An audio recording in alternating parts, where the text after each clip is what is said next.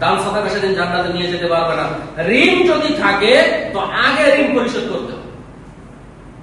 বুঝতে পারেন নাই?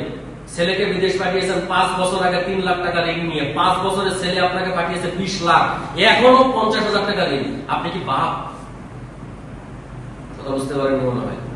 কিছুদিন আগে একটা ভিডিও দেখলাম, 4-5 জন প্রবাসীকে নিয়ে একটা ভিডিও। তারা বলছে যে তুমি কতদিন? বলে আমি 2 বছর বিদেশ। কত টাকা ঋণ করে এসেছিলে? 5 লাখ। পাঠিয়েছো কয় লাখ? কয় 15 লাখ। কয় টাকা ঋণ? কয় এখনো 1.5 লাখ টাকা ঋণ। যে দুনিয়াতে যে তার জন্ম দিয়েছে বাপ, একই পশু না বাপ?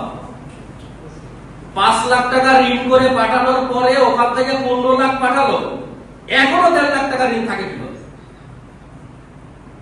50,000 টাকা ঋণ কতদিন? 6 মাস। পাঠিয়েছো কত? তা প্রায় 2-2.5 লাখ টাকা। এখনো ঋণ কত? 30,000 টাকা ঋণ।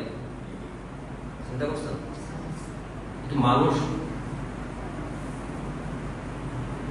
আশ্চর্য ব্যাপার। এই জন্য ঋণ পরিশোধ করতে হবে, যে কোনো মূল্যে, যে কোনো অবস্থায় ঋণ পরিশোধ করতে হবে। পারবো তো ইনশাআল্লাহ? আল্লাহ আমাদেরকে হেদায়েত করুন, বলেন আমিন।